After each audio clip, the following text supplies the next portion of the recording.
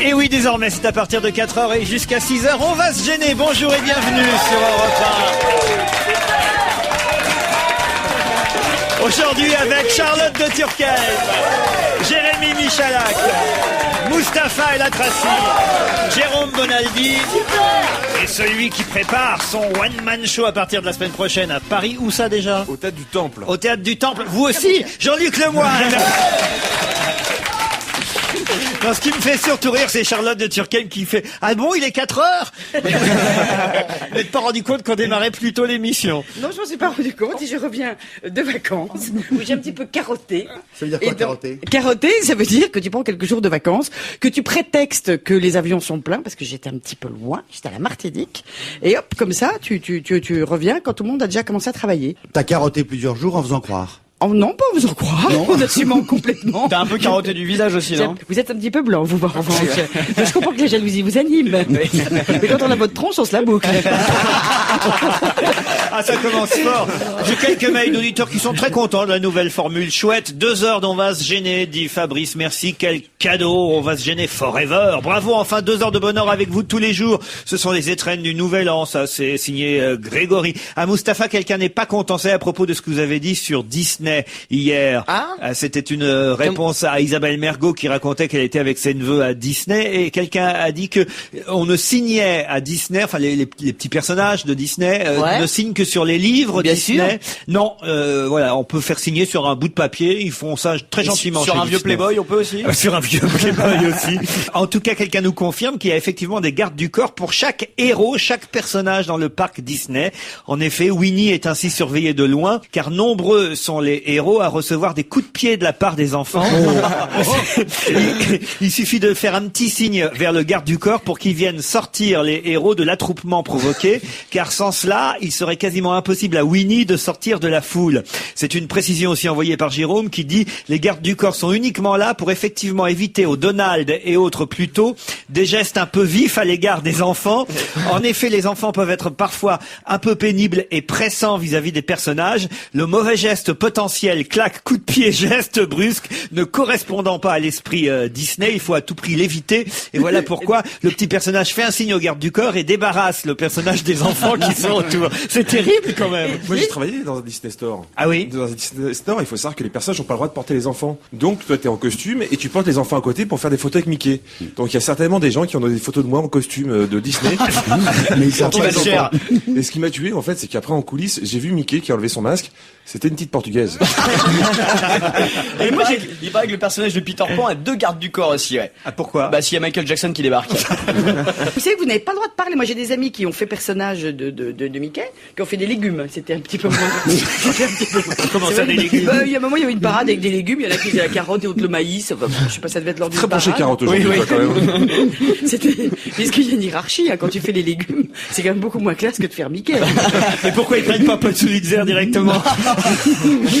Et bien, vous savez que vous n'avez pas le droit de parler aux enfants non plus, quand vous êtes derrière. C'est normal si t'es un légume. Faut être logique un petit peu. Oui, c'est vrai que... Bon, j'ai quelques questions, comme chaque jour désormais, pour tester évidemment votre travail, savoir si vous avez bien révisé l'actualité. On va tout de suite, commencer par voir si vous avez bien regardé la télévision, parce qu'hier il y avait une nouveauté à la télévision, quelque chose qui désormais est quotidien sur France 3, alors que c'était seulement une fois par semaine jusqu'à hier. Tous les jours, on va pouvoir voir sur France 3. 30 millions d'amis. 30 millions d'amis. Excellente réponse de Jérémy Michalak. C'est fou. Vu le succès, 30 millions d'amis est obligé maintenant de passer tous les jours, alors que il y a encore quelques semaines, c'était seulement le dimanche. Quelle heure? Je ne pourrais plus dire de mal des chiens, alors? Ben non, vous vous rendez compte, ça marche, ça cartonne les animaux à la télévision. Et quand c'était sur France 2, ça marchait moins bien. Sur France 3, les animaux, ça cartonne. Donc désormais, c'est tous les jours à 12h55, 30 millions d'amis. C'est beaucoup regardé par des vieilles biques, ça, non? On vous a pas encore fait faire un reportage avec votre animal préféré pour 30 millions d'amis? Non, parce que je crois avoir suffisamment dit à l'antenne à quel point je n'aimais pas les chiens. J'avais oublié. Mais ça peut être n'importe quel animal, hein. Ça peut être des morpions, n'importe quoi. Dans l'actualité politique, une question. Attention, Dominique de Villepin, vous l'avez certainement entendu dimanche dernier, a annoncé son intention, certes, de ne pas voter Nicolas Sarkozy, mais d'aller déjeuner le 14 janvier au congrès de l'UMP. Or, cela va poser problème. Je sais. Allez-y, Bonaldi. Parce qu'il n'y aura pas de déjeuner. Exactement. Alors, vous croyez qu'il l'a fait exprès? Il a dit, ouais, non, j'irai au congrès, mais juste au déjeuner, puis après je partirai. Or, il n'y a pas de déjeuner. comment tu sais Parce qu'il qu'il y y a a pas de 55 000 mecs qui vont être là, et l'UMP a pas les moyens de payer à bouffer à tout le monde. Donc ils ont sucré le déjeuner. Pof. Attends, il paraît que ça coûte 5 millions d'euros, ils ont pas les moyens de faire un petit plateau repas, faut arrêter, quoi. Le Parisien nous explique ça très bien ce matin. Le programme du fameux sacre de Nicolas Sarkozy dimanche prochain, organisé de 10h à 15h30, ne prévoit aucune pause. Pour des raisons d'économie, l'UMP a choisi de ne pas offrir de repas aux 50 000 militants attendus. On va faire manger Stevie la veille, hein. Il était à la Martinique, tiens, Villepin. Ah oui? Oui, je sais pas que sa femme, c'était une béquille. J'ai beaucoup pensé à vous à la Martinique, parce qu'il y a des beaux gars là-bas. Hein. Ah oui? Enfin, moi, j'ai une de mes amies qui a une aventure récemment avec un Martiniquais, avec un gros kiki, on peut dire. Et lui, en plus, il s'appelait Neige, qui est quand même pas mal pour un Il était Martiniquais. black. Et il est black. Depuis qu'elle est rentrée de vacances, elle arrête pas de dire, oh, c'est incroyable, j'ai eu 30 cm de neige à la Martinique. Ah, ça, c'est très drôle. Autre question. Que s'est-il Ça n'a rien passé? à voir avec Monsieur de Villepin, je sais pas si Monsieur Bien de sûr, Villepin a bien un sûr. gros kiki, je Que sais s'est-il pas. passé hier à Paris, avenue Frédéric Leplay?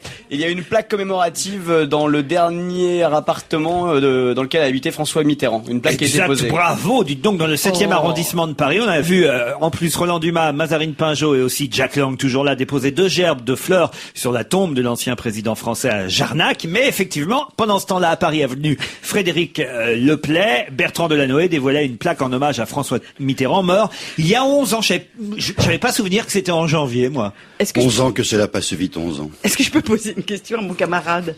Qu'est-ce que t'as fait pour les vacances? T'as dû bien te faire chier quand même, t'as regardé La vie des animaux. 30 millions d'amis. 11 millions d'amis. L'intégrale sur François Mitterrand. L'intégrale sur François Mitterrand. Parce que franchement, pour savoir que c'était le dernier appart des Mitterrand, faut rien avoir à foutre. C'est un peu ça. C'est un peu À moins que ce soit un fils caché de François Mitterrand. Un lui autre. aussi. Ah, peut-être. On sait jamais. C'est J'ai une possible. autre question plus récente, celle-là, parce que ça s'est passé hier. Un homme s'est jeté d'une falaise dans le Pas-de-Calais. Par quoi a-t-il été sauvé? Par son téléphone portable, j'ai vraiment une vie de merde. Alors, racontez ce qui s'est passé.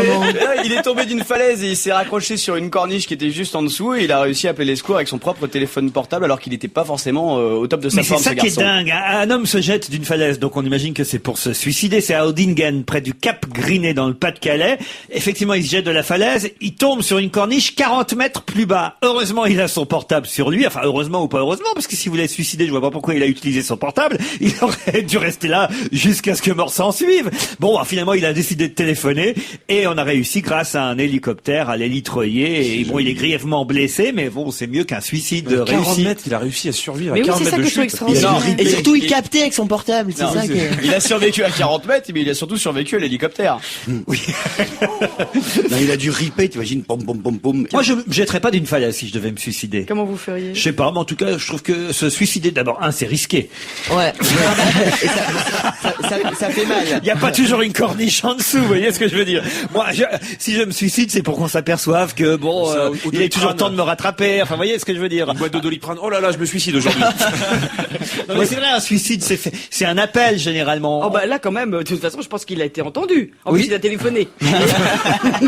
Ne vous suicidez jamais sans le portable. Ah, c'est un truc à faire. Ah, hier, on a parlé de quelque chose dans l'émission. Ça va évidemment faciliter la tâche à ceux qui étaient déjà là hier. Quelque chose qui va se renouveler. En effet, à Belfort et à Montpellier, je peux même vous donner les dates. À Belfort, c'est samedi prochain, 20 janvier. À Montpellier, ce sera le 19 janvier. On va faire, finalement, ça prend, cette histoire-là. On va faire quelque chose dont on a quelque part lancé la mode hier. Bonaldi. Oui, en Courcouronne, c'est la même chose. Exactement. On va faire un feu de joie avec les sapins de Noël. Vous c'est ça voyez, on en a parlé hier, bonne ça a idée. peut-être donné des idées à Oui. d'autres villes, effectivement. À 18h30 au Parc à Ballons, à Belfort, samedi 20 janvier prochain, on va organiser une grande flambée de sapins de Noël. On va faire la même chose à Montpellier. Les habitants sont conviés à apporter leur arbre défunt dans un des 19 points propreté, parce qu'on a ouvert des points propreté pour se débarrasser du sapin de Et Noël. est-ce C'est qu'on pas peut mal. rapporter les cadeaux pourris qu'on a eu à Noël aussi? Non, ça on les revend sur eBay, vous avez vu ça? D'accord. Bon, bah, c'est je un vais- gros succès maintenant de revendre ces cadeaux de Noël sur Je eBay. vais vendre mon cadre Johnny Hallyday en feutrine fluorescente. Allez, autre question, là je suis sûr que Jérémy Michalak va pas avoir la réponse quand même, il peut pas À moins tout- qu'il ait vraiment une vie de merde. Ce qui est possible. il peut pas tout savoir. Où est-ce qu'on va voir Ophélie Winter? Parce qu'on la voyait plus depuis un petit moment, Ophélie Rue Winter. Saint-Denis? Non. Au shopping. Où va-t-on voir Ophélie Winter à nouveau aujourd'hui, le grand retour d'Ophélie Winter? Tant que c'est pas la télévision, tout va bien. Non, c'est pas la Tu sais télévision. pas ça, toi? C'est au solde. Non, pas au solde non plus. Oh, ça doit être au théâtre. Non, pas au théâtre non plus. À la NPE du spectacle. On risque de la voir pendant toute la semaine en plus. Hein. Ah, elle doit animer des soldes, à mon avis. Ça Pas doit des être. soldes, non. Une grande opération lancée aujourd'hui. Ah, chirurgie esthétique. Non plus. Allez, donc vous y faites sa fête, Ophélie Winter. Les pièces jaunes avec Bernadette. Pardon? Les pièces jaunes avec Bernadette. Non. Un truc caritatif. D'ailleurs, alors, il est obligé de j'imagine. changer de nom parce qu'il n'y a plus d'hiver. C'est Ophélie. Comment on dit printemps en anglais? Spring. Ophélie Spring. Ophélie Spring. Allez, je vais vous aider. On va la voir à Lyon surtout aujourd'hui, puisque ça commence à Lyon. Ah, c'est pas la fête des Lumières? Non, c'est pas. Oh, bah non. Ah, c'est pas La fête des Lumières avec Ophélie Winter, on pourrait trouver mieux. c'est pas le train pour arrêter de fumer avec les cheminots. Le train pour arrêter de fumer. Excellente réponse de Jérôme Bonaldi.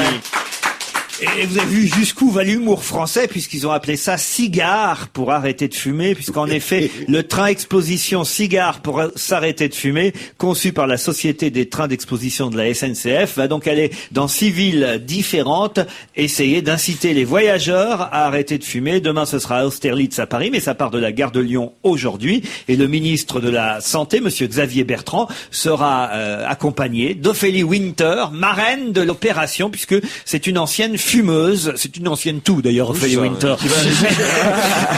Mais elle est la marraine du train, du sien déjà qu'elle a refait, et en plus c'est une ancienne fumeuse qui va témoigner aujourd'hui lors de cette inauguration de l'exposition en gare de Lyon. Ah, ça n'a pas été facile cette réponse ouais, quand c'est même. pas évident. Eh bien, moi, n'empêche, je regrette l'époque où Ophélie Winter. J'aimais bien ce qu'elle chantait, cette fille. Ah Oui, oui. Dieu m'a donné un poumon. Non, c'était vachement bien. Non, c'était une fois. Dieu m'a donné le choix. Je sais que j'étais prêche. J'aime bien ce côté variante française. Mais Voilà, bon, il y a cigare pour arrêter de fumer, bientôt il y a prenez le rail pour arrêter la coke. Oui, bon, bah, ça serait terrible. Remarquez, ça pourrait lui servir à elle. On s'est fait une avis, je crois, aujourd'hui. j'aime bien. Je dis qu'on la charge, bravo. Bon, on n'a pas besoin de la charger, elle fait ça elle-même. J'adore cet air gentil avec lequel vous dites ça. Oh la pauvre.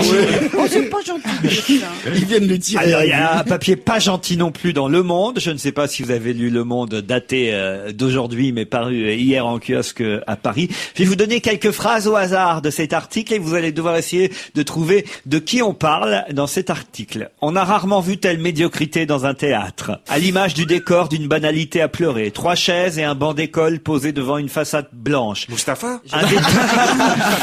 Un détail parmi d'autres, l'urne funéraire apportée par, je vais pas vous dire qui parce qu'autrement vous trouveriez tout de suite, l'urne funéraire ressemble à une bouteille thermos. La VAR. C'est la VAR. Ah, voilà, non, c'est pas la VAR. Ben non, la VAR, Quand avec même. Michel Bouquet. Celle que l'on aime n'est pas bonne. Ni sa voix, ni sa présence diaphane ne sont celles d'une tragédienne. Mal dirigée, elle se raccroche Ah, à ils une sont geste. deux. C'est Delon et Mireille d'Arc. Il y a Non. Jane Birkin dedans.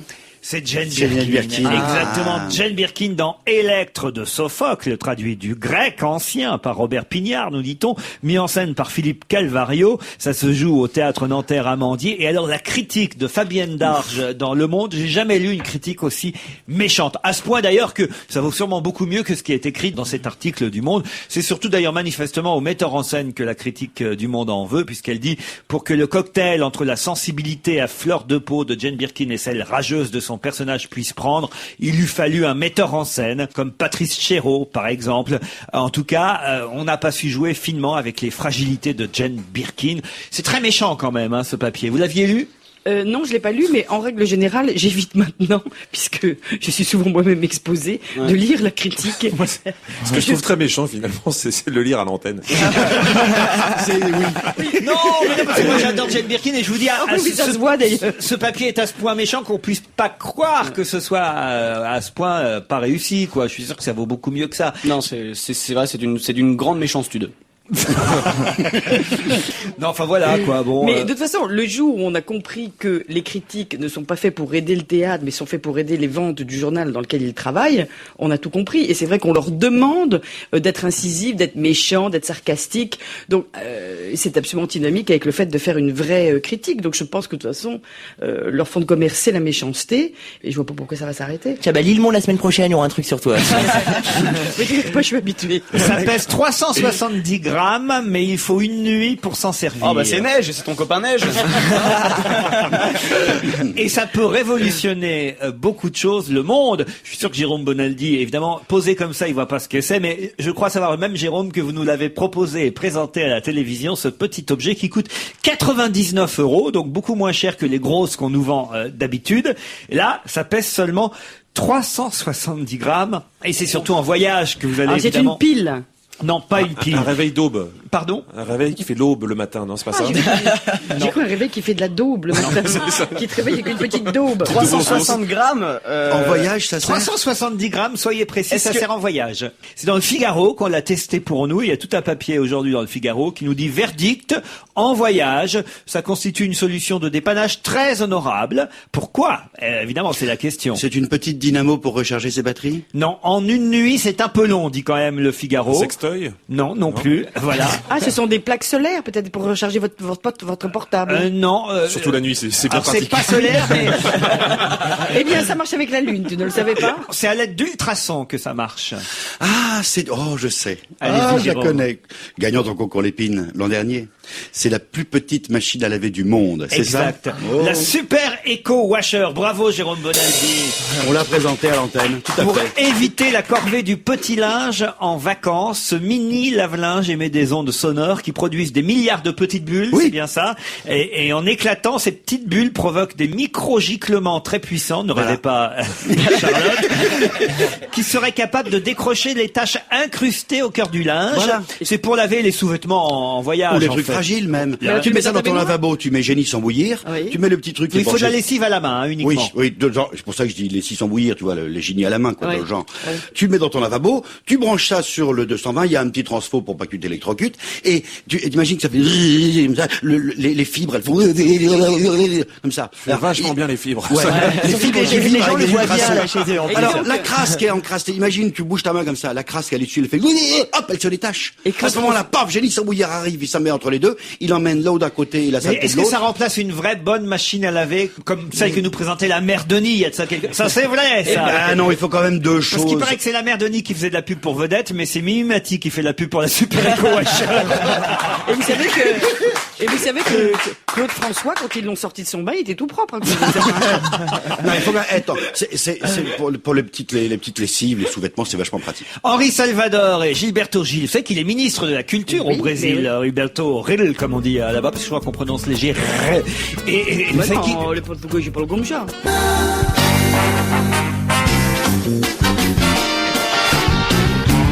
On va se gêner toujours avec De Turckheim, Michalak, Mustapha, Bonaldi, Lemoine. Et au téléphone, si je vous dis Richard Fenwick, ça vous dit quelque chose, évidemment. Ah oui, le point Ah oui, sur Inforoute. le montage. C'est mon cousin. Comment ça, C'est mon ancien cousin. Ah bon? J'étais marié avec son cousin. C'est pas possible. Oui, si, c'est possible. Richard Fenwick, bonjour. Bonjour, non seulement je suis son ancien cousin, mais je suis l'ex-beau-frère de Pierre Bénichou. Il a pas de chance. Il a pas de Je chance. suis actuellement le mec de Christine Bravo. C'est pas du tout pour ça qu'on vous appelle, hein, Je Anthony. m'en doute, je m'en Celui-ci, doute. c'est Gérard Miller, je crois. Moi j'ai une vie de merde, mais vous avez une famille pourrie. Hein. Exact. Mais Richard Fenwick, il faut le dire, c'est vrai pour tous ceux qui ont écouté la radio. Je sais pas si vous le faites encore, d'ailleurs, mais pendant des années, vous étiez à bord de l'hélicoptère pour Europe 2, qui fait partie de notre maison, et vous donniez le point à route sur la circulation, non seulement à Paris, mais évidemment dans la région parisienne, et votre voix reste dans tout... Rien que de vous entendre, ça me fait drôle, d'ailleurs. Oh, comme c'est gentil. On a J'ai même fait ça l'impression... pendant 15 ans. On a même l'impression que vous êtes à bord d'un hélicoptère en ce moment. Oui, c'est ça. Et puis à l'époque, on disait que j'étais dans ma salle de bain quand on le faisait.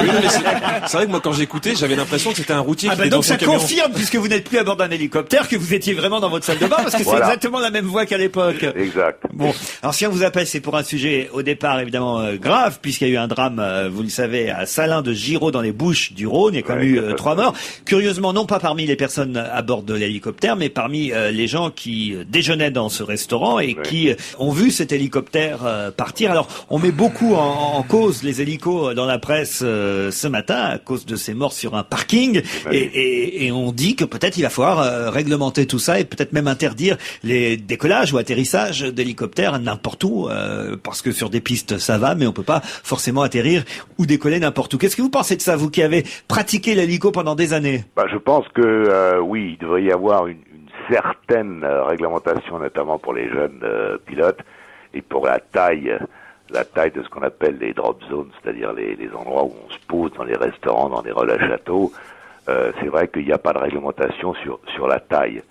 Alors la réglementation, en fait, elle touche deux types de vols, c'est-à-dire les vols privés, sur lesquels il n'y a pratiquement pas de réglementation. La seule réglementation qui existe pour les avions et pour les hélicoptères, c'est les survols, c'est-à-dire qu'on n'a pas le droit de survoler des habitations, surtout des gens, à moins de 150 mètres de hauteur, en tout cas en race campagne, et pour les gens et les communes, la hauteur augmente vis-à-vis de la taille de la commune. Donc ça, c'est un règlement général aéronautique. Là, il a commis une erreur. Alors, le pilote de l'hélicoptère, il aurait quand même peut-être dû faire attention au fait qu'il y avait beaucoup de monde autour. Je dirais que la seule erreur qu'il a commise, s'il a commis en tout cas une erreur, parce qu'on ne sait pas encore aujourd'hui si c'est une panne moteur ou si c'est pas bien débrouillé au décollage, ça on ne sait pas, c'est l'enquête qui le dira, mais la seule erreur qu'il a faite, c'est qu'il n'a pas dans sa trouée de décollage, dans son axe de décollage, faut toujours faire en sorte qu'il y ait personne devant dans les 150 mètres, parce que c'est comme en avion. Richard, d'après les premiers témoignages, d'après le procureur en particulier, les spectateurs qui regardaient l'hélicoptère décoller étaient loin quand même, étaient assez loin. Il a fait au moins 100 mètres avant de se casser la figure. Est-ce que c'est vrai qu'on a le droit de se poser n'importe où? Oui, on a le droit. Avec l'accord du propriétaire? Oui, d'abord avec l'accord du propriétaire. Et ensuite oui, parce que si c'est sans l'accord, ça fait toujours un choc de voir arriver un hélicoptère chez vous. Surtout si vous habitez dans un F2. Exact. Ça dépend de la puissance du toit. Non, on a le droit de se poser n'importe où avec l'accord du propriétaire, puis quand même il y a un certain nombre de règlements, on n'a pas le droit de se poser place de la Concorde, même si le maire de D'abord Paris parce que ça fait mal. Pardon. Avec l'obélisque. Voilà. Bon, vous pilotiez pas, vous étiez à l'arrière, mais vous n'étiez pas, j'allais dire au volant, mais vous n'étiez pas aux commandes de l'hélico, Monsieur Fenwick. Quand je faisais mes émissions, oui, j'étais toujours aux commandes, j'avais le micro à la main. C'est pas vrai. Ouais. Vous y les deux en même temps, ça c'est dangereux quand même. Parce qu'il y avait le portable dans l'autre main, tu sais. Non, je pense que là-haut c'est moins dangereux que sur la route. Combien on met de personnes dans un hélico? Entre 2 et 7, en moyenne 5. Mais ce qui m'étonne dans ce que vous dites tous, c'est que nous on utilise pas mal d'hélicoptères dans le cinéma pour tourner, comme tu sais. Moi, pour venir ici, je suis venu en hélicoptère ce matin. Et moi, j'ai été sidérée de voir, sur le dernier film que j'ai fait, on a utilisé un hélicoptère, et j'étais étonnée de voir à quel point, au contraire, c'était incroyablement réglementé, les chemins, les routes, les atterrissages. J'avais l'impression qu'on pouvait pas du tout faire ce qu'on voulait, au contraire. Ah non, mais bien sûr, mais tu as totalement raison. Les hauteurs sont réglementées. Les endroits où tu te poses, c'est complètement réglementé si c'est près d'une ville. Tu as souvent, tu fais des photos aériennes et tu les feras pas parce que t'as pas l'accord de la préfecture. Bien sûr que c'est très réglementé, mais là on parle d'un problème très précis. Jérôme Bonaldi va intervenir. J'ai une question à poser. Quand les hélicoptères se posent ou décollent, on voit les gens qui montent ou qui descendent, qui se baissent toujours la tête. Oui. C'est utile ou pas? Parce que pour certains hélicoptères, oui, c'est utile. Pour Michalak, non. Dans la majorité, non, parce que les pales, le rotor est plus haut. Michel Drucker, c'est un bon pilote, lui, par exemple, Michel Drucker? Il peut se poser n'importe où. Michel est un bon pilote parce que Michel est un pilote safe. C'est-à-dire? C'est-à-dire c'est pas un cow-boy, il est safe, il est sûr. En tout cas, sa chienne est bien nourrie, Olga. Hein. Oui, mais le mien parce que aussi, Michel Drucker, éleveur, utilise pâle. On va vous remercier, Monsieur Fenwick. Et surtout, prenez votre cousine dans l'hélico dès que possible. Et Pierre Bénichou aussi, tant qu'on y est. Quand même. Pardon? Prenez votre cousine dans l'hélico. Je préfère prendre la cousine que le gros Pierrot, oui. Pierre Bénichou et Charlotte de Turckheim en même temps dans un hélico, faut voir si ça décolle. Allez, on vous remercie pour vos réponses. Bon, Ségolène Royal en Chine, elle continue son voyage, vous avez vu ça. Bon alors, évidemment, il y a quelques polémiques autour de son déplacement. Vous avez entendu d'ailleurs Madame Christine O'Krent hier dans l'émission dire que les remarques de François Bayrou étaient pas forcément bienvenues sur le fait qu'elle était invitée par le PC chinois, parce qu'évidemment, dès qu'on voyage en Chine, on est forcément invité par le Parti communiste chinois, il n'y a qu'un parti. Donc, je vois pas par qui vous pouvez être invité d'autre. Tu veux pas t'en sortir. Il est évident que t'as des gardes, t'as des flics, tu fais ce qu'on te dit de faire. Elle a eu un nouveau proverbe hier, hein. Bon, un peu moins intéressant que les autres, celui-là, avec la passion, on construit de grandes choses. Wow. On est Comment ça se passe en Chine? T'es obligé de faire que des proverbes. Parce que tu peux pas parler normalement. C'est-à-dire, bonjour, je voudrais commencer des nems, il faut que tu fasses un proverbe, sinon. Mais c'est déjà un proverbe. Bonjour, je voudrais commander des nems, c'est une puissance spirituelle, ce je me rends pas bien compte, tu sais. Non, mais ça devient un joke, hein. Elle l'a dit, ah oui, le poème du jour. Donc, elle a fait son petit proverbe du jour. Moi j'ai entendu un proverbe hongrois. Allez-y. Tout est possible avec Nicolas Sarkozy. Est-ce qu'on peut avoir un top 5 des 5 5 bonnes raisons du voyage de Ségolène Royal en Chine. Mais avec grand plaisir. Mustapha et Jérémy. Allez, les 5 bonnes raisons d'avoir organisé ce voyage. On commence avec le numéro 5. Ça peut être que bénéfique, on fait toujours de bonnes affaires quand on chine. Numéro 4. C'est l'occasion de réaliser une prouesse géographique. Les pieds en Chine, la tête en France et le cœur en Hollande. Fallait le faire. Numéro 3. C'est un joli coup pour sa campagne. En un voyage, elle a aussi récupéré toutes les voies du 13e arrondissement. Numéro 2. Comme on lui reproche parfois d'être un peu pincé, voilà une bonne occasion de se débrider. Et enfin numéro 1. C'est qu'en Chine, elle découvre un pays dans lequel il n'est pas nécessaire de prendre l'avion pour survoler les droits de l'homme. Ségolène Royal en Chine, vous avez suivi son déplacement alors, Charlotte? Non, pas du tout, parce que moi j'étais en vacances et j'en avais absolument rien à foutre du voyage de Ségolène. Pourtant c'est joli avec... J'ai juste apprécié quand même cette espèce de châle, j'ai apprécié sa tenue. Je me suis dit que quand même, il y avait quelqu'un qui devait s'occuper de son langage, parce que le mot bravitude, quand même le mec qui a dû trouver ça le matin, il devait être assez content. Il a dû lui dire, Ségo, ma petite Ségo, j'ai un truc pour toi, Coco. Ça c'est, Coco c'était bienvenu.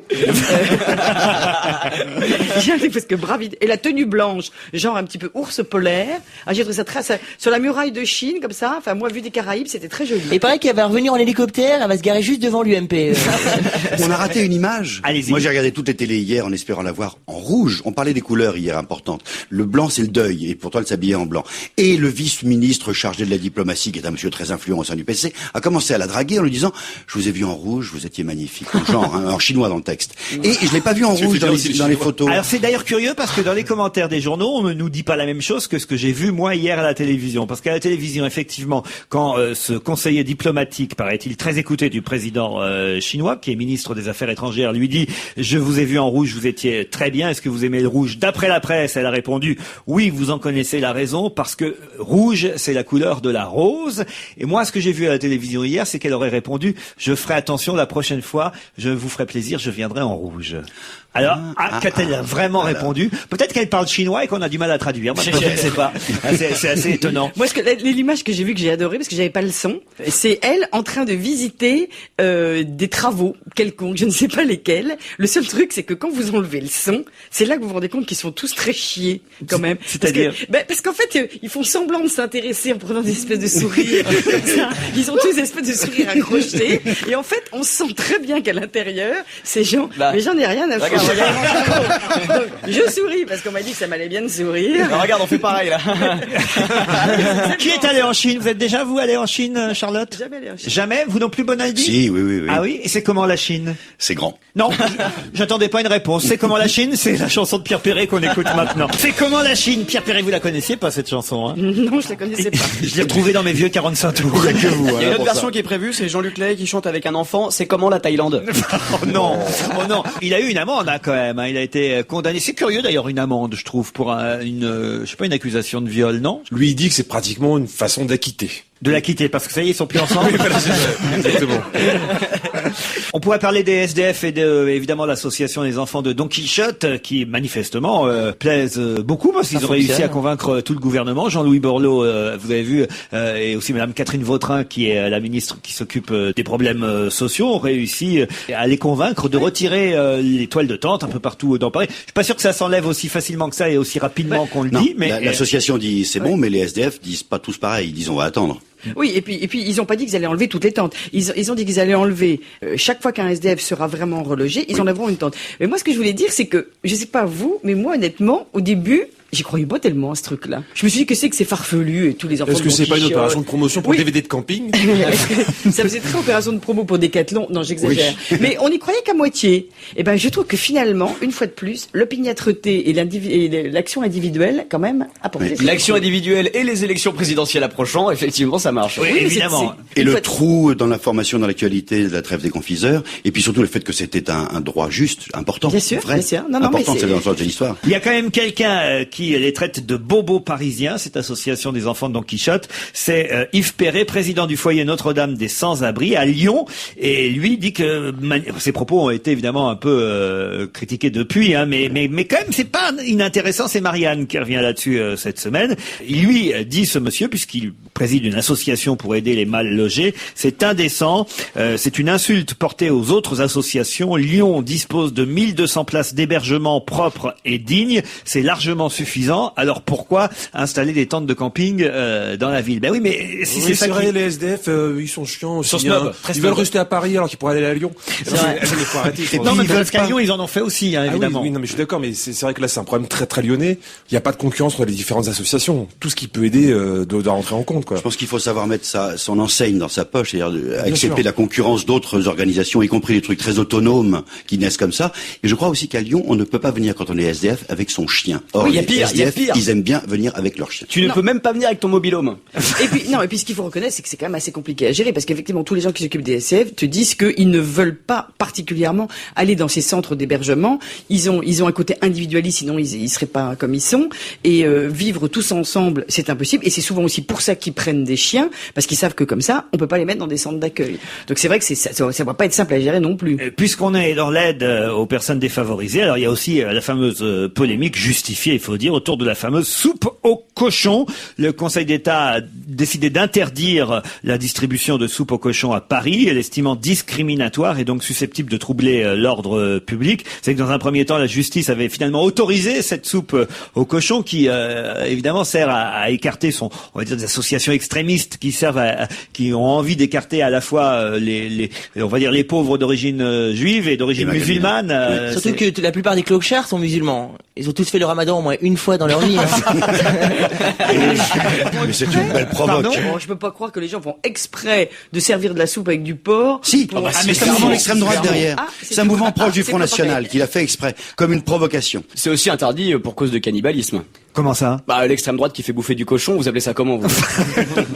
On me dit à propos de cannibalisme, vous avez vu quand même ce détenu dans une cellule qui a bouffé. J'en reviens pas encore que ça puisse se faire.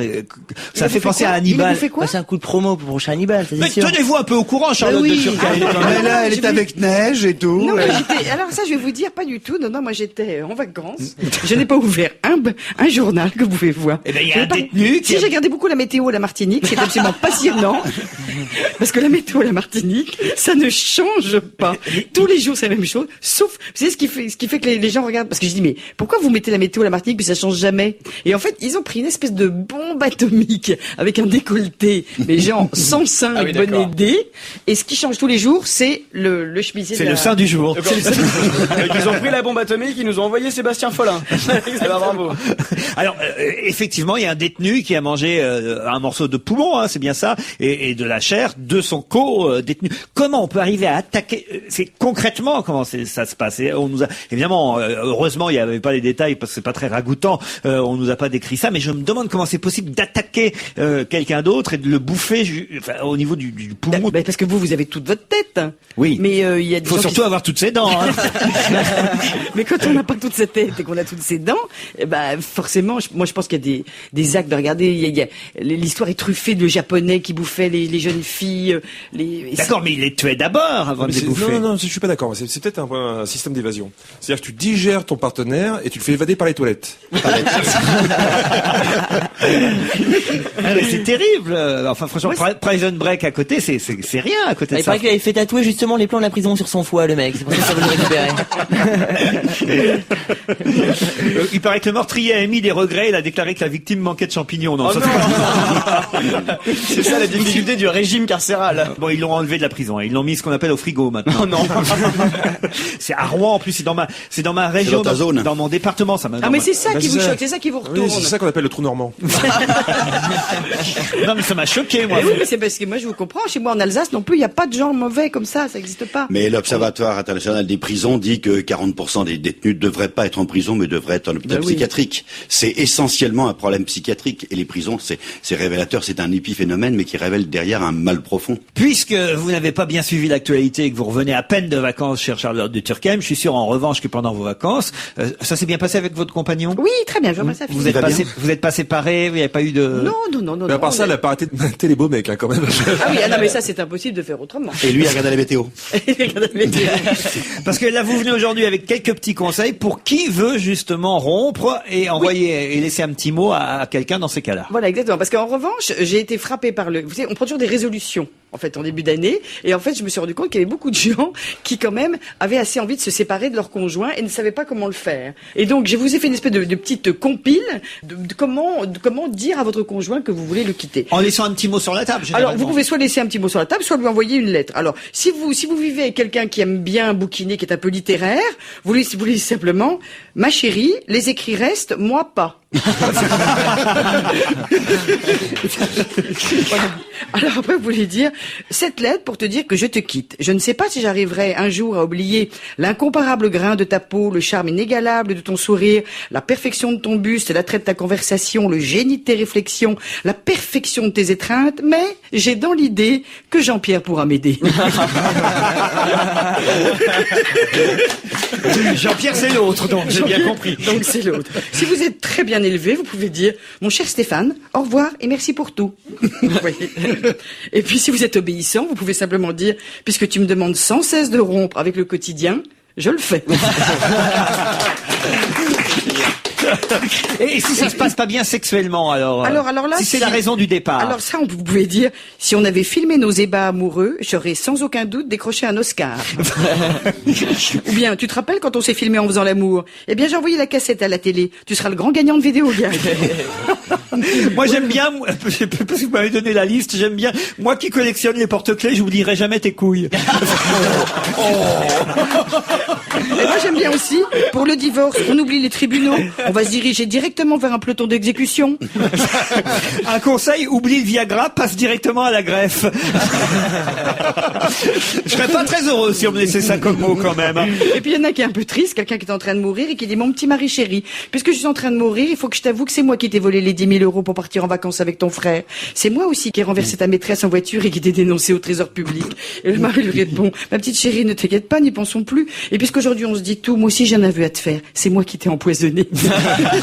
Il y a aussi le cas où c'est le mari qui a trompé la femme et voilà pourquoi la femme s'en va. Alors elle laisse un mot évidemment à son mari. Elle dit ce n'est pas que tu aies fait l'amour à une autre qui me gêne, c'est les 5 minutes que tu as fait perdre à cette pauvre femme. Notez-les, ça peut servir. Oui, hein. oui. Jean-Luc par exemple. Non, Je suis très heureux, moi. Je suis très heureux, tout va bien. J'ai ressenti une vraie chaleur entre nous, c'est quand j'ai brûlé tes photos. Moi, j'aime bien ça. Et j'aime bien aussi quand je t'ai dit je t'aime. Excuse-moi, j'avais bu. L'amour, ça doit être beau, vu ta tronche, c'était perdu d'avance. Et bien là, j'en ai une qui est pas mal, c'est un petit échange de courrier. Très chère épouse, tu dois comprendre que tu as 54 ans et que j'ai certains besoins que tu ne peux donc plus satisfaire. Pour le ménage et la cuisine, tu fais mon bonheur. Pour le reste, j'espère que tu ne seras pas blessé d'apprendre qu'à l'instant où tu liras cette lettre, je serai à l'hôtel de Paris avec mon assistante de 18 ans. Je rentrerai avant minuit, bien à toi ton mari.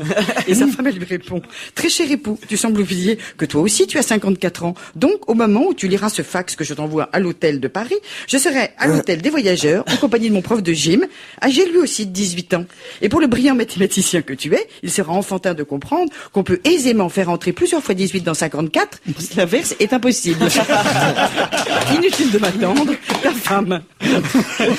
Voilà quelques conseils en cas de rupture, la fameuse rupture de Nicolas Sarkozy, la rupture tranquille. Oui. Hein. Voilà, ce sont des exemples de rupture Non, tranquille. il a changé de slogan. Maintenant, ça va s'appeler la rupturation. La rupture. En hommage à Ségolène Royal. Non, vous avez vu son slogan, ça y est, on le connaît, Nicolas Sarkozy, pour revenir un peu à la politique. C'est un peu le slogan qu'avait la SNCF il y a de ça quelques années. La SNCF, c'était avec la SNCF, tout est possible. Et lui, son slogan exact, ça va être avec Nicolas Sarkozy, tout est possible. Ouais. Ça, c'est un bon slogan en même temps. Avec Nicolas Sarkozy, tout est En tout possible. cas, c'est positif. Ça, c'est On sûr. va dire que c'est Mais positif. ça veut tout et rien dire, parce que tout est possible. T'as l'impression qu'il peut nettoyer les carrelages, tu peux...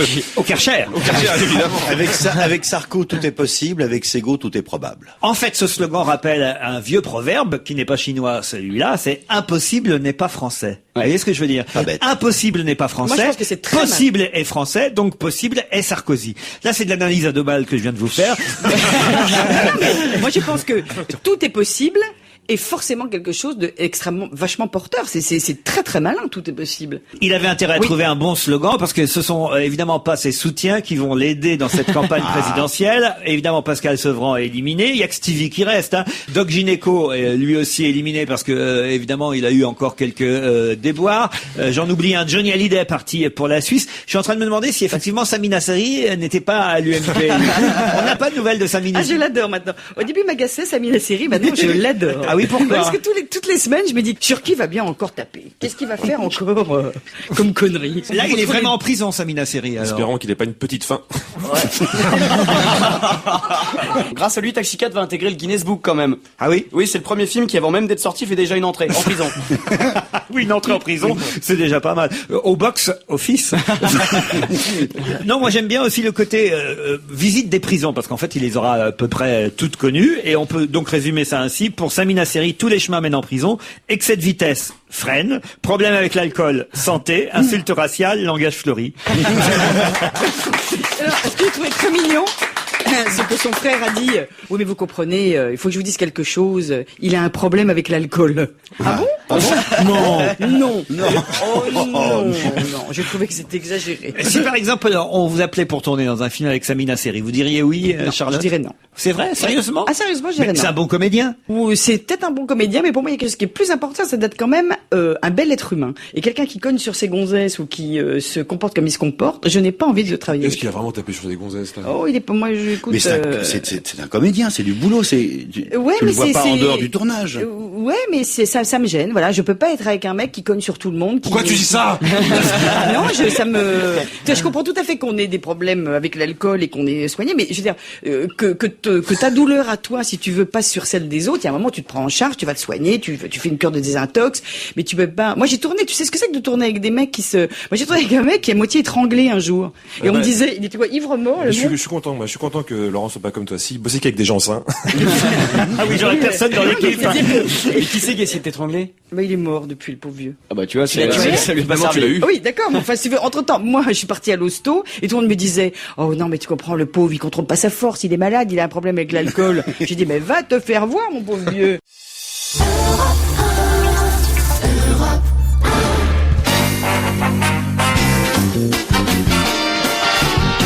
On va se gêner, attention, c'est désormais à partir de 4h jusqu'à 6h avec Charlotte de Turckheim, Jérémy Michalak, Mustapha El Atrassi, Jean-Luc Lemoyne, Jérôme Bonaldi, et on a au téléphone, alors, je ne suis pas certain que ce soit l'info du jour, mais ça intéresse énormément Jérôme Bonaldi, alors je me suis dit que j'allais lui faire plaisir.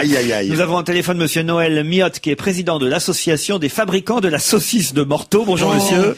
Bonjour. Et c'est vrai que Libération consacre un papier ce matin, un tout petit papier, mais quand même à la saucisse de Morteau, pour nous annoncer que l'année commence bien pour vous. En effet, un arrêté paru au journal officiel du 2 janvier reconnaît officiellement la saucisse de Morteau et surtout la protection de son appellation géographique. C'est bien ça? Tout à fait. Disons que c'est la reconnaissance de l'IGP, ce qui veut dire indication géographique protégée. C'est-à-dire qu'on peut pas faire de la saucisse de Morteau ailleurs qu'à Morteau. Non, on est quand même plus généreux que ça. Au départ, on aurait voulu limiter la zone à la montagne. On n'a pas réussi, mais il y a quand même toute la Franche-Comté qui reste. Disons qu'on peut faire de la saucisse de Morteau dans toute la Franche-Comté à une condition quand même, c'est qu'on la fasse d'une certaine façon, qu'on fasse pas tout et n'importe quoi. oui. Et puis aussi qu'on adhère à ceux qui s'en occupent, c'est-à-dire, ça coûte un petit peu pour ceux qui veulent la fabriquer. Pourquoi? Parce qu'il y a des contrôles, parce que c'est très strict au niveau des approvisionnements. Par exemple, les cochons, ils nourris comment? Nourris normalement, Aux céréales. disons, plus à l'ancienne que standard, c'est des cochons déjà sélectionnés, d'une part. C'est-à-dire nourrir l'ancienne, ça veut dire quoi? Non, mais Sélectionner, il y a un casting. ça veut dire que comme chez nous, on est dans une région où il y a du sérum, c'est-à-dire du petit lait. Alors ici, c'est une particularité de notre région, les porcs sont nourris au petit lait. C'est obligatoire pour ceux qui font de la saucisse.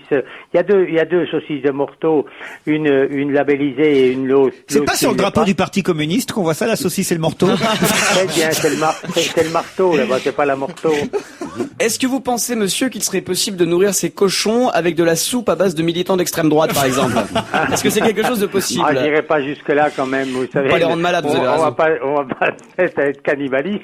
Pas de politique dans la saucisse. Non, En oui, revanche, tout à fait, pour tout la à fait. fabriquer, la saucisse de Morteau, je lis dans Libération, très informé, qu'il faut que la saucisse soit nouée à la cheville de bois. Oui, ça c'est une vieille coutume. Vous savez, ici dans le temps, comme la ficelle n'existait pas, on fermait les boyaux de saucisses avec des chevilles en bois. Et alors, est-ce qu'il y a un concours de la saucisse de Morteau? Oui, c'est Dominique Voynet qui l'a gagné. non, on a un concours. Parce qu'elle est bien.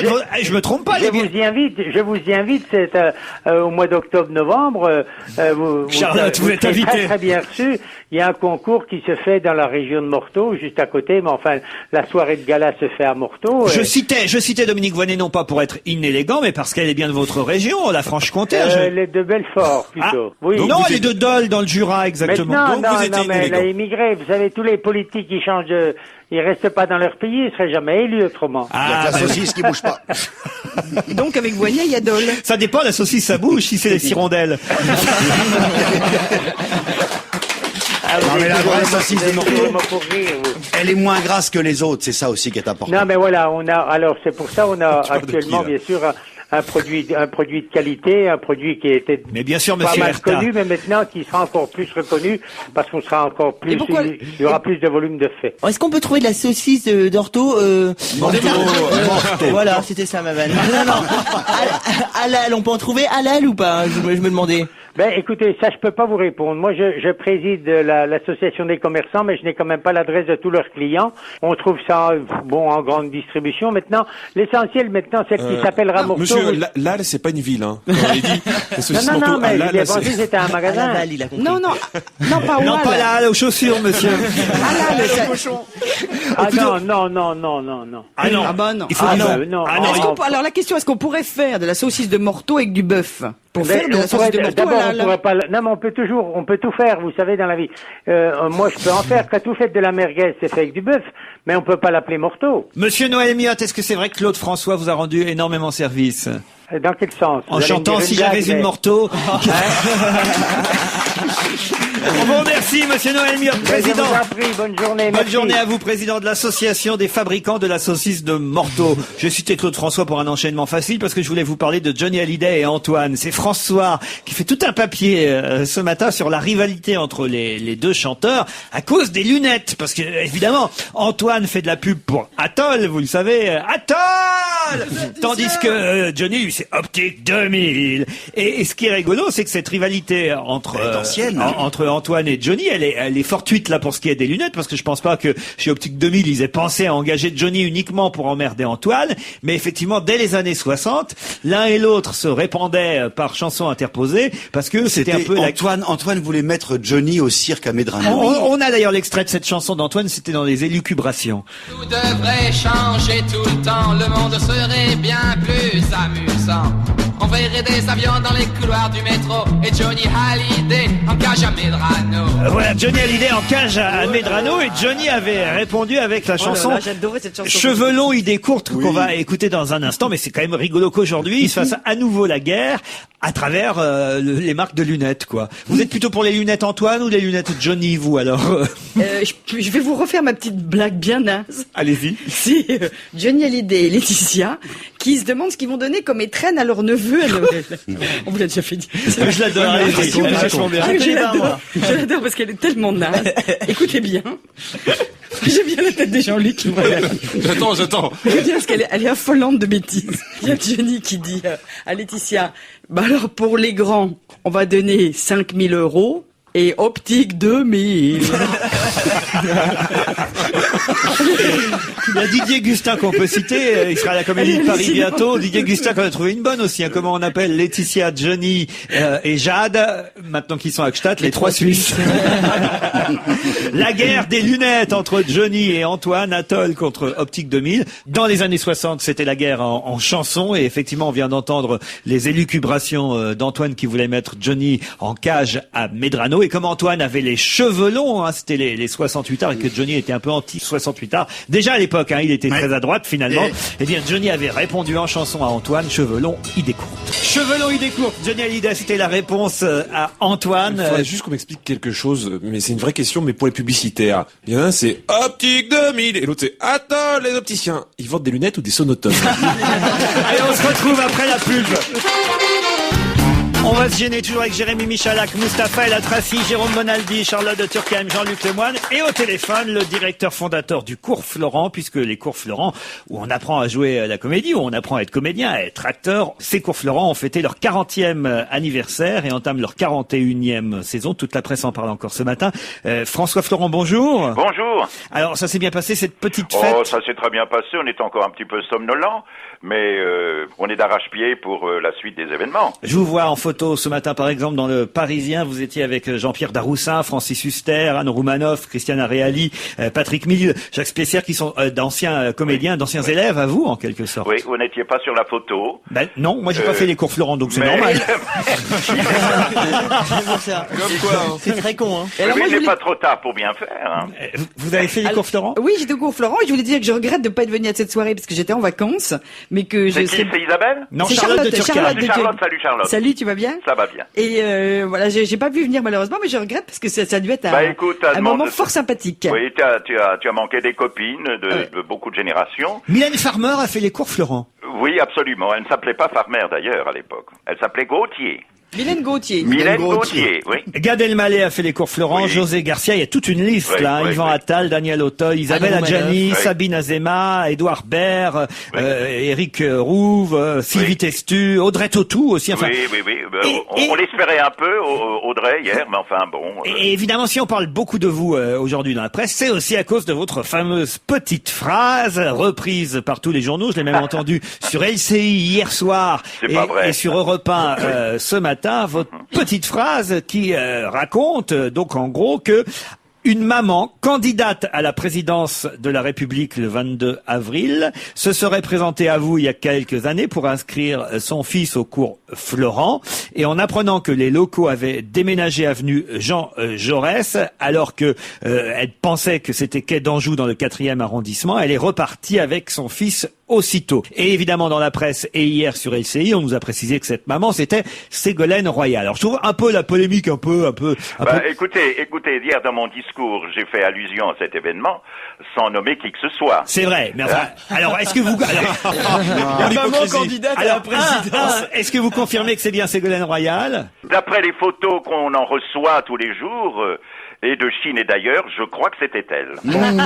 Et deux, alors pourquoi avoir raconté ça? Parce que vous êtes plutôt... Pour une raison extrêmement simple, parce que vous connaissez les problèmes des extraits qu'on présente, parce que je parlais des gens du 16e qui avaient souvent des difficultés pour venir jusqu'à nous dans le nord et dans l'est de Paris où se trouvent tous mes locaux, et que par contre les gens du nord et de l'est de Paris et des départements voisins ont envie d'y venir au lieu de rester ghettoisés chez eux. Donc il y a une espèce de va-et-vient, les gens du 16e voudraient que j'aille plutôt dans les beaux quartiers et les gens moins favorisés préféreraient venir chez nous que d'envoyer des animateurs chez eux sur des terrains de football pourris. C'est pour ça que j'ai évoqué cette Sauf que anecdote. depuis, c'est repris évidemment par tous les journaux. Je vous dis, même sur LCI hier, on disait qu'elle était arrivée en limousine avec chauffeur. C'est ce que vous avez dit hier?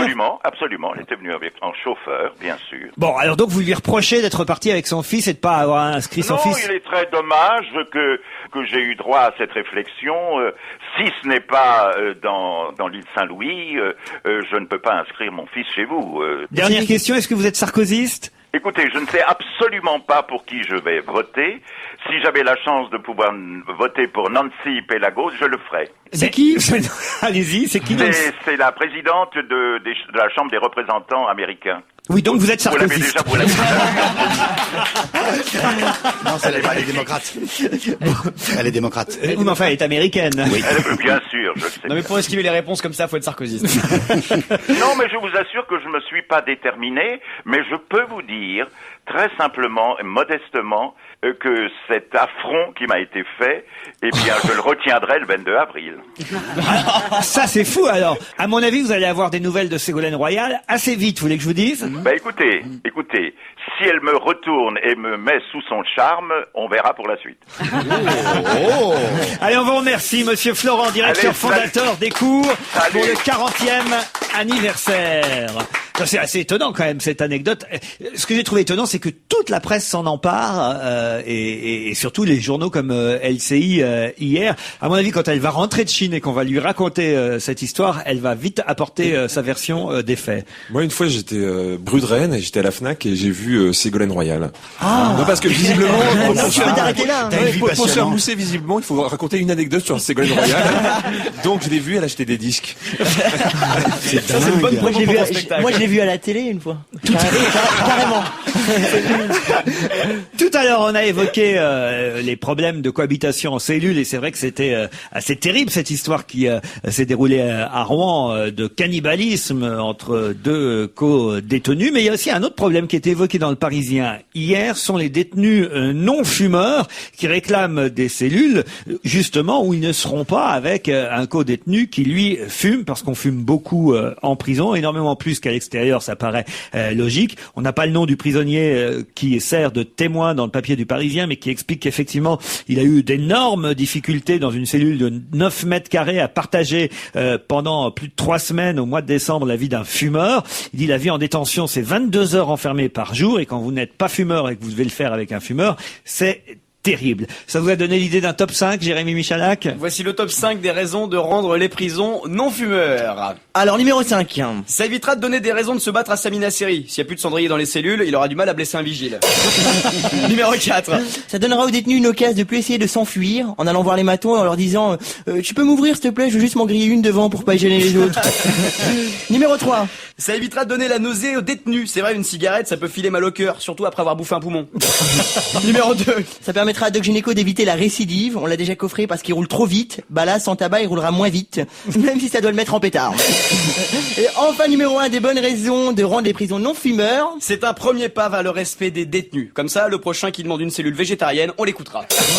Bravo Michalak, Moustapha. C'est top 5. C'était le top 5. On se retrouve tout de suite après la pub. Désormais, de 16h à 18h, on va se gêner avec Charlotte de Turckheim, Jean-Luc Lemoyne, Jérémy Michalak, Moustapha El Atrassi, Jérôme Bonaldi et évidemment, comme chaque jour, Serge Liado. Bonjour Serge.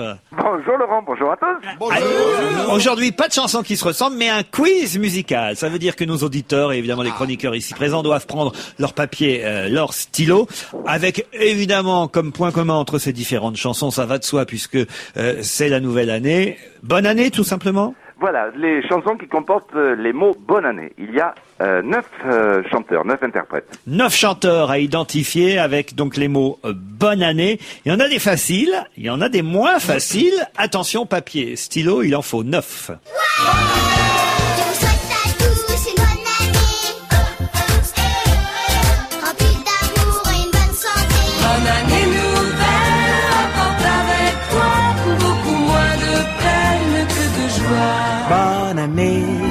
Bonne année les amis, bonne année, encore une de finie. Bonne année, pauvre conne, bonne année, pauvre con et patati, patata, bonne année, bonne santé. Bonne année, bonne chance, bonheur et santé, vivons à l'espérance, vive la gaieté. Hey, vive le vent, vive le vent, vive le vent d'hiver.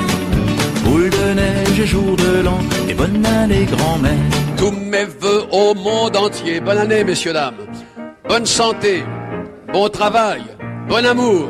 Des mots qu'on dit pour un bon locataire, et une bonne année pour vous, pour la terre entière. Bonne année, bonne santé, messieurs, dames. Tous nos meilleurs vœux de bonheur. Ah, c'est un joli quiz de toute façon. Bravo Serge Liado, c'est très agréable à entendre. Ah non, du beau travail. En revanche, je peux vous dire que c'est pas facile. Alors le premier, même moi, j'ai le nom sous les yeux, je sais même pas qui c'est. Alors c'est vous dire. Oui, vous peut-être, mais il y a des jeunes enfants qui vont reconnaître. Ah bon, très bien. Avis, ouais. Alors autour de la table. Est-ce que c'est Mademoiselle Prout? Mademoiselle Prout, ça non. Est-ce que c'est mais c'est une chanson qui est vachement bien pour les gamins où on remplace tous les mots importants par Prout. Ah non, c'est pas Mademoiselle Prout. Vous avez reconnu qui, Jean-Luc? Moi, j'ai cru. Alors le premier, est-ce que c'est Bébé Charlie? Pas Bébé Charlie, mais on n'est pas loin. Ah ouais, on se rapproche. Ouais. Ah oui, c'est Lily. Bébé Lily. Oh bravo, parce que ça fallait le trouver, je sais Bébé même pas Lily. qui c'est. Bébé Lily. Moi j'aurais dit Michel Thor. Oui, moi aussi. Non, il n'y a pas Michel Thor. Henri Salvador. Henri Salvador, oui. Philippe Catherine. Philippe Catherine, oui. Maurice Chevalier. Maurice Chevalier, oui. Il y a Henri Dess. Raphaël. Il y a Henri Dess. Il y a Raphaël, oui. Il y a Henri Dess. Bourville. L'auto un peu. Bourville, oui. Est-ce qu'il y a Jodassin dedans? Non, il n'y a pas Jodassin. Est-ce qu'il y a Souchon dedans? Non. Dites, vous en avez quand même trouvé 1, 2, 3, 4, 5, 6, 7 sur 9. Ouais, Ah non, c'est fort. voyez, qu'il Il était en pas si manque dur que ça. 2. Plus personne ne joue. On ne souffle plus aux auditeurs qui vont répondre sur europe1.fr. On va réécouter. Et moi, évidemment, je vais vous donner les 2 qui manquent tout au long de ces bonnes années. Ça, c'était bien Bébé Lily.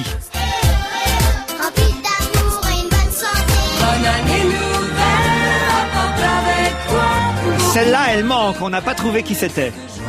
Bonne année, bonne année. Henri Salvador, trouvé. Bonne année, encore une de finie. Bonne année, pauvre conne, bonne année, pauvre con. Philippe Catherine, identifié. Ah, bonne année, bonne santé, bonne année. Ça, c'est pourtant facile. Et il manque, c'est le deuxième qui manque. L'espérance, vive la gaieté. Hey, vive le vent, vive le vent, vive le vent d'hiver. Boule de neige et jour de l'an. Et bonne Henri année, Dess, grand. trouvé par Jérôme Bonaldi. Vœux au monde entier. Bonne année, messieurs, dames. Maurice Chevalier. Bonne santé, bon travail, bon amour. Des mots qu'on dit. Raphaël. Bon locataire. Et une bonne année pour vous. Pour la terre entière. Et Bourville, pour terminer. Messieurs, dames, tous nos meilleurs vœux de bonheur. Il en manque 2, la numéro 2 et la numéro 5, qui sont finalement assez faciles. C'est les plus faciles qui manquent. On peut faire une proposition? Non, c'est fini. Maintenant, ce seront les auditeurs sur europe1.fr. On peut quand même encore applaudir Serge Viado. Jérôme Bonaldi, quelques sujets? Une nouvelle boisson. Vous n'avez pas aimé beaucoup hier mon Coca-Cola Zéro. Je vous offre donc aujourd'hui, vous savez, la boisson pour les jeunes masculins, 15-24, Ouais. etc. Ibisso. La première boisson en France. à Et ça, on va l'hibiscus. aimer, alors. Oui, c'est au bissap. Alors, vous prenez des feuilles de bissap, c'est-à-dire que vous allez en Afrique ou bien au Guatemala, vous les laissez sécher, ensuite vous faites une infusion, vous mélangez. Allez-y, ouvrez, je vous ai amené même le truc pour ouvrir. Ah non, la je veux pas bouteille. goûter, moi. Ah si, votre Moi, je vais devoir... goûter. Ah si, moi je veux goûter, moi. Alors, c'est à Charlotte. c'est un petit peu d'actualité parce que d'abord, c'est une petite PME qui fait ça et il faut générer les petites start-up. Et en plus, c'est, d'après les Guatémaltèques, un truc formidable pour lutter contre la gueule de bois. C'est bon. Alors, Mais le moi, verdict. Donne un Ah, petit peu, ça non. change de la soupe de cochon, moi je trouve. Fais goûter. C'est pas une mal. infusion légère. Une boisson qui s'appelle Ibiza. Moi, j'aurais peur qu'il y ait de l'ecstasy à l'intérieur. Ibisso. Ah, oui, mais c'est On pareil. appelle ça aussi du bissap. Alors déjà, quelquefois. ce qui est étonnant, c'est que ça fait une petite mousse rose. Oui, on a mélangé ça avec de la Magnifique, limonade. on dirait du sang de cochon. Autre chose. Un livre qui est pas fait Qu'est-ce qu'il y a? Charlotte, qu'est-ce qu'il y a? Je sais pas si t'as déjà vu la pub Desktop. Je pense que ça fait ça à l'intérieur. Écoutez, franchement, mais c'est tellement dégueulasse. On s'est regardé parce que on avait envie d'être gentil, c'est un produit équitable. Et donc on s'était dit, ah, les petits Africains qui font ça, avec des trucs d'hibiscus. Je pense qu'ils veulent se venger, les petits Oui, Africains. on était prêts à trouver ça prendre sur nous, délicieux et à prendre sur nous. Et on s'est regardé et on n'a pas pu. Voilà, donc... En fait, c'est à base d'oseille, c'est bien ça? Non. Bah si, on me dit que c'est de l'oseille rouge. Ah non, c'est pas de l'oseille, c'est de l'hibiscus. Ah bah, écoutez, l'hibiscus sabdarifa, Oui. de la variété appelée oseille rouge de Oui, Guinée. D'accord. Ça J'invente n'a rien à pas. voir avec l'oseille française, quand même. De l'oseille rouge, en fait, c'est quoi? C'est C'est le terme générique de tout ce qui est, mais ça n'a rien à voir avec l'oseille qu'on connaît en France. Je pense C'est pas une qu'ils vont... fleur. de l'oseille rouge, c'est du rouble. Il y a quelque chose qui m'intéresse dans ce que vous nous avez apporté. Enfin, ça, vous ne nous l'avez pas apporté. Ce sont les bancs publics pour les vieux en Suisse. C'est quoi cette histoire-là? C'est pas bête du tout. C'est pour lutter contre l'isolement. Les gens qui s'occupent des personnes âgées se sont rendus compte que de moins en moins elles sortaient. Elles sortaient peu de chez eux parce qu'elles ont des difficultés pour se balader, pour marcher, plus de 100 mètres, même pour aller au magasin du coin. Donc ils ont décidé dans le canton de Vaud de mettre des bancs publics, de remettre des bancs publics un peu plus haut que les autres, un peu moins profonds, avec des accoudoirs pour que les personnes âgées puissent poser leur canne ou se relever facilement. C'est vachement malin. Il y a un truc pour brancher les perfusions ou pas? Non. Non, mais c'est L'idée, vachement malin, ça, c'est vrai. c'est vachement malin. On devrait faire la même chose en France. Les gens ne peuvent pas sortir parce qu'il n'y a plus de bancs. Jérémy. Ces salopards de jeunes en plus, histoire de plus avoir à payer la retraite des vieux, ils vont mettre les bancs en plein soleil l'été prochain, tu vas voir. Non, c'est pas bête comme initiative. Je pense qu'on pourrait peut-être la refaire en France. Des bancs pour les vieux. Non, mais c'est vrai, c'est vachement Des malin. dents pour les vieux, ce serait mieux. Tiens.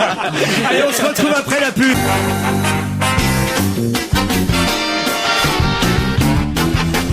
On va se gêner toujours avec Charlotte de Turckheim, Jérémy Michalak, Mustapha, Jérôme Bonaldi, Jean-Luc Lemoyne et Perry Cochin qui vient de faire son entrée. Bonjour Perry. Bonjour. Est-ce que je dois vous appeler la comtesse Perry? Sûrement pas. Surtout pas. Non, non. Parce que vous êtes venu pour nous donner des conseils de savoir-vivre.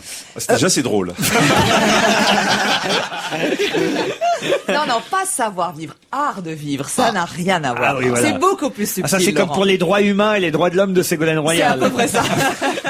Bon, alors pourquoi pas? Alors, première leçon aujourd'hui. C'est-à-dire là, aujourd'hui, j'aimerais m'adresser aux hommes. Quand ils ont un petit rendez-vous galant, pour la première fois, ils vont dîner avec une fille, j'aimerais leur donner quelques conseils, parce que parfois, ils s'attifent d'une manière, et c'est affligeant. Ils s'attifent. Ils s'habillent, vous voulez dire. C'est cela, oui. Vous voulez des leçons de savoir parler? Est-ce que tu pourrais déjà nous expliquer comment réussir à persuader une fille de manger? Oui, dans un premier temps, ça nous aiderait. Bon, alors, comment s'habiller quand on a un rendez-vous galant? En général, ils sont dans leur salle de bain hystériques, alors ils arrangent leurs cheveux et tout ça, et ils sont très très angoissés de savoir comment s'habiller. Moi, je pense que vous soyez jean ou costume, dans les deux cas de figure, il faut absolument oublier la cravate. Parce que vous n'avez pas un rendez-vous de business. Une gonzesse, il faut la charmer, t'es pas là, c'est pas du boulot, c'est pas du taf. Donc, premier point, on oublie la cravate. Même une petite cravate à motif sympa. Surtout pas. Genre les Simpsons. Je suis désolé, une cravate à l'hippopotamus, bah c'est bien. C'est bien. Deuxième point, il faut, que ce soit en hiver ou en été, on s'en fout, les tenues bariolées, faut les oublier, à moins que vous ne fassiez partie de la famille Bouglione, et auquel cas vous pouvez y aller. Mais sinon, il faut bannir aussi les costumes et les tenues bariolées. Du uni. Ouais, c'est plus sûr, vous êtes plus tranquille. Quel que soit l'uni, vous pouvez faire violet, vous pouvez faire rose, vous pouvez faire rouge si vous avez envie, mais pas du gros bariolé. Autre conseil, pas de costume clair, à moins que vous n'ayez rendez-vous avec une vieille dame qui cherche un retraité pour aller s'installer sur la Côte d'Azur. Sinon, vous allez vous paner. Ensuite, n'oubliez pas une chose importante, c'est que les femmes sont très attentives et sensibles aux petits détails. Donc, faut vraiment faire gaffe à ce que vous allez choisir. Exemple, la chemisette manche courte. À moins que tu sois en train de sortir avec une fille qui a envie de s'installer et de faire construire, donc ça va la rassurer le côté BTP, tu vois, quelqu'un dans le... Ça fait trader aussi, non? Tu crois pas que ça fait Golden Boy? La chemise manche courte. Ce que j'appelle la chemisette, moi, alors. En C'est fait. ça, la chemisette. Non, pas Avec le petit bouton sur le col, si c'est joli. Ça, il faut éviter la chemisette, alors. Ah ouais, la Les filles chemisette. n'aiment pas ça. Pourquoi? parce que c'est pas dans le cou, c'est pas branché, il y a un côté un peu... Ouais, ça va avec la cravate à motif. C'est comme c'est comme les chaussettes blanches. Eh ben voilà, j'y venais justement, un peu plus loin. Pas de chaussettes blanches non plus? Ah non, surtout pas. La chaussette blanche, ou transparente, ou en nylon, ou trop courte. Alors là, rien de pire. Mais le pire, parce que c'est une nouveauté, j'ai remarqué, c'est une sorte de mi-bas qui déjà... Pour homme?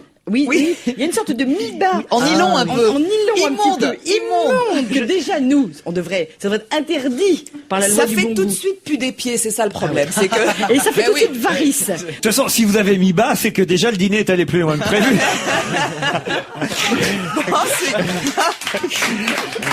Bon, Qu'est-ce qu'il faut éviter encore? Alors, le loden, le parapluie, si vous en avez, faut surtout avoir le porte-monnaie qui va avec, parce que ça s'adresse aux gens Non, mais du tu peux t'arrêter tout de suite, faut juste un porte-monnaie pour draguer une fille. On Non, est tout le reste.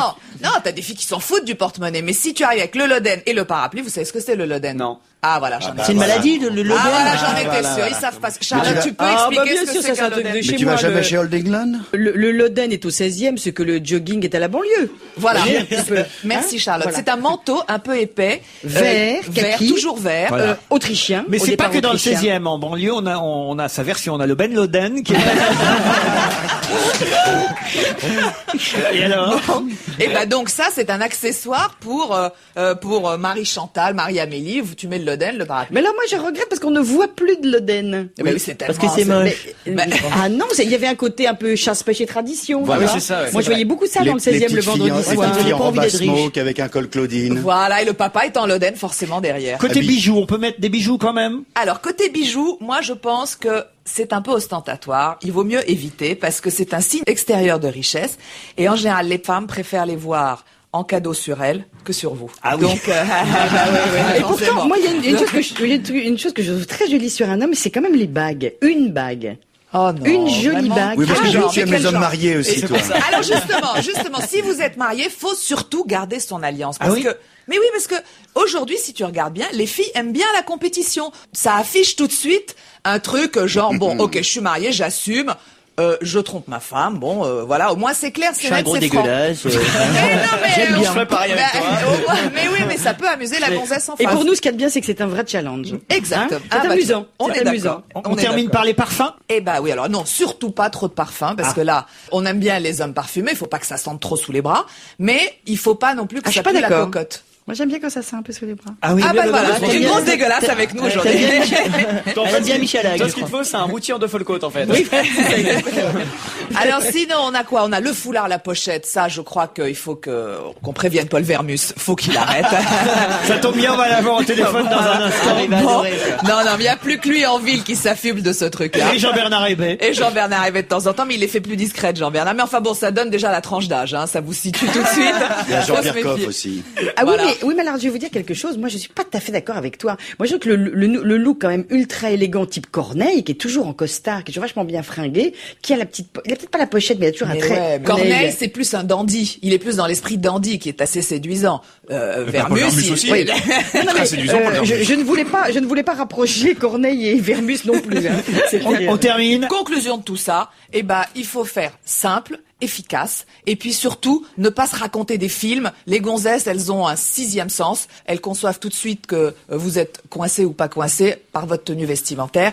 Et puis, ce qu'elles veulent surtout, c'est rigoler, se marrer et la gentillesse. C'était les conseils de Perry Cochin qu'on retrouvera la semaine prochaine. Et je vous propose un peu de musique avec James Morrison. Ça cartonne, c'est dans les meilleures ventes en ce moment, c'est de la soul. C'est un jeune anglais, James Morrison, et le titre qu'on écoute, c'est You Give Me Something.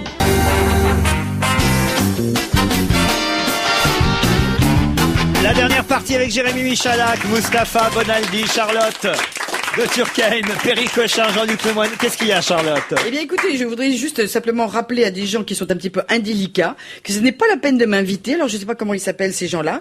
Mais franchement, vous devez faire une énorme boulette. Vous m'envoyez à moi. Alors, je décris. C'est un petit poster. C'est un film qui s'appelle Le Petit Monde de Charlotte. Jusque-là, tout va bien. Sauf qu'il y a un porc. Non, Voilà. c'est juste une petite cochonne. Voilà, C'est l'affiche du film et la cochonne s'appelle Charlotte. C'est pas de Voilà, leur faute. j'entends bien, mais dans ces cas-là, si vous voulez, ayez la délicatesse de ne pas les envoyer aux Charlotte. Vous voyez, il y a d'autres gens qui peuvent s'occuper de la potion de votre film de merde. Mais surtout pas moi. Voilà.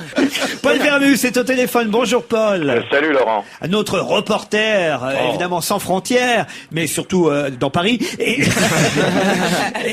Paul, aujourd'hui j'ai lu dans le Parisien que c'était fait. Sylvie Tellier, ex-Miss France 2002, devenait la directrice générale de la société Miss France.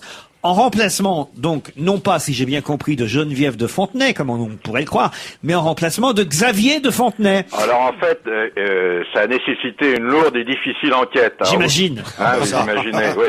Alors vous le savez peut-être pas, mais entre Xavier de Fontenay et sa mère, ça n'a jamais été le beau fixe. Ils sont jamais entendus. Il est vrai que l'omniprésence de Geneviève lui a pas facilité la tâche. Bon, ça, c'est vrai, il y a un vrai problème psychanalytique. Il faut le savoir. Hein. Bref, lui-même a vendu à Endemol l'année dernière la société Miss France, dont il était le propriétaire, une petite fortune. Hein. C'est-à-dire que c'est lui qui était le propriétaire et pas Geneviève. Voilà, il avait hérité de son père. Voilà. Et puis, il faut savoir que Xavier se répandait dans la presse et tenait des propos peu amènes sur sa maman. Vous voyez, bon? C'est très cornélien, j'allais même dire, c'est racinien cette affaire. Ah, vous dites ça parce que on vous a comparé à Corneille tout à l'heure. Faudra que je la voie, la petite mère, hein, ça m'a pas plu. D'abord, je ne porte jamais de foulard, hein, et aujourd'hui, j'ai un petit pull en cachemire mauve avec une chemise rose, et ça fait plus d'un jaloux. On est content c'était pour rire. On est content d'être à la radio, en tout cas. Hein. Ouais. Alors bon, j'en reviens à cette affaire quand même, qui est une affaire très importante. Sylvie Tellier, c'est la Miss France 2002, hein. Elle était jusqu'à présent dans le groupe Endemol. Bon, c'est une fille qui est pas bête, hein, elle a une maîtrise de droit, hein. Elle était entrée chez Endemol il y a 2-3 ans, elle était chargée des relations extérieures, et petit à petit, elle avait grimpé les marches de la gloire et dans la hiérarchie. Donc elle vient maintenant officiellement d'être nommée directrice générale de la société Miss France, mais il faut quand même savoir honnêtement, qu'elle sera toujours sous la houlette de Geneviève. Et ce que vous ne savez pas, et ça c'est formidable, Geneviève a signé un contrat jusqu'en 2016. C'est pas vrai. Voilà, là, vous comprenez, ça remet quand même les pendules à l'heure. Un peu comme Chirac à l'Élysée, en fait. C'est un peu la même chose. Elle est indétrônable. Il y a Jeanne Calment et Geneviève de Fontenay. Donc. Voilà. Ah, on sonne chez vous. Oui, bah, c'est un peu plus loin, vous savez, on a de vastes bureaux. C'est surtout que maintenant il fait du télémarketing.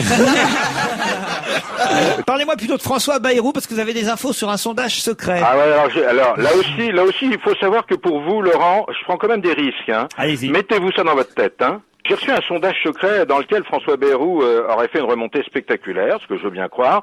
Il serait monté à 16-17%, c'est-à-dire à égalité avec Le Pen, ça veut dire quelque chose. Nicolas Sarkozy serait à 20 et Ségolène à 26. Alors pour certains, le sondage c'est une indication, c'est la photo du moment. Hein. Pour d'autres, il faut le savoir aussi, c'est une manipulation. Peut-être moi-même suis-je le premier manipulé dans l'information que je vous donne. Ça m'étonnerait parce que j'ai quand même une grande lucidité des choses de la vie. Hein. Un mot sur les guignols de l'info, puisqu'il y a des marionnettes en préparation. Alors, parmi les nouvelles marionnettes, il serait question de Marie-Georges Buffet. Pourquoi Buffet? Tout simplement parce que la patronne du Parti communiste est officiellement candidate à la présidentielle. Alors, il y en a un autre qui est vraiment le poil à gratter, le vilain petit canard du PS, c'est Jean-Luc Mélenchon. Il va avoir sa marionnette aussi. Il devrait l'avoir une fois. Le plus difficile, c'est sa voix. Hein. Il a un léger accent, mais il a une vraie gueule. Hein. C'est intéressant. Et puis, il y en a qui sont pas laissés à l'étude actuellement. On pourrait s'étonner que Jamel Debbouze n'ait pas sa marionnette. Hein. Pas faux. Hein, pas faux, donc il devrait l'avoir. On parle en ce moment, mais il faudrait qu'il fasse encore quelques conneries supplémentaires. On parle de Sami Nasri. Et actuellement, ils sont en train de voir, ils vont attendre quelques semaines. Il y a le séduisant Laurent Delahousse pour France 2, qui est le joker du 20h, devrait avoir sa marionnette. Et alors il est bien, Laurent Delahousse, je le regarde au 20h sur France 2, mais il n'a pas Dieu. Ah bon, vous voulez dire par là que... je sais pas si vous avez remarqué, il n'a pas Dieu. C'est-à-dire qu'il a, je sais pas. En Dieu? Non, non, il a des yeux trop petits. Alors je sais pas, est-ce qu'il a du mal à lire le prompteur? J'en sais rien. Mais je vous rappelle qu'il y a plus d'1 milliard de Chinois. Alors en fait, attention à ce que vous dites. Non, mais alors on dirait qu'il a les yeux fermés quand il nous parle. Alors ça, il y a un petit côté, je m'endors en même temps que je vous donne les infos. C'est assez curieux. Enfin, vous admettrez que c'est un beau garçon et un bon journaliste. Bien sûr. Alors on n'arrive pas à chercher la petite bête quand même. Bien sûr. Hein, bon, et puis il est de la maison, c'est vraiment bon. Et puis il y a la... Ah bon? Oui. Attendez, de la maison, j'entends par là qu'il est de France Télévisions. Bien sûr. Une dernière info avant de partir, Vermus. C'est vrai que Stallone vient à Paris le 15 janvier prochain, Sylvester Stallone. Ouais, il vient pour faire la promotion du 6e opus de Rocky Balboa. Hein. Je vous signale qu'aux États-Unis, c'est le beat de l'année. Hein. Ah oui. La presse américaine parle d'un Stallone usé, vieillissant, ridé, bedonnant. 17 millions de recettes en 4 jours, on peut difficilement faire moins bien. Hein. C'est Rocky combien? Ça, c'est Rocky 6, hein, c'est le 6e opus. Hein. Et il paraît que c'est vachement bien. Si, c'est le nombre de dents qui lui reste, je crois. Vraiment. Non, alors je vous signale que si vous... le premier Rocky. Non, vous racontez n'importe quoi le mois. Vous avez perdu. Alors là, mais on en reparle dans une semaine. Il paraît que c'est le meilleur Rocky depuis le premier. Vous avez perdu tout sens de la raison. Tout sens de la raison. Bon, en tout cas, il sera chez nous à Paris le 15 janvier. Si vous voulez le rencontrer, normalement, il devrait être au Ritz. Alors, il faut qu'il évite de prendre un chauffeur le soir pour aller se balader. Hein. Oh, quoique, c'est lui le pilier, hein, en quelque sorte. Ouais. Stallone, on peut le voir au Ritz. On peut le voir au Ritz et on peut le voir au Bois pour son footing. Voilà. Et puis, on peut le voir, on le retrouvera dans des restaurants, mais des restaurants, je vous précise, végétariens.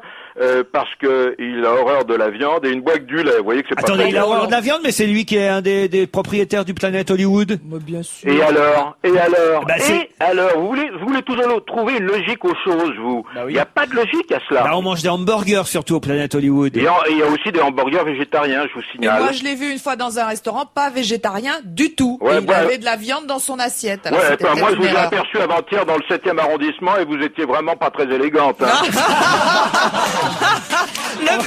On va s'arrêter là-dessus, on vous retrouve bientôt. Merci Paul Vermus. Et tous demain, on se retrouve à 4h.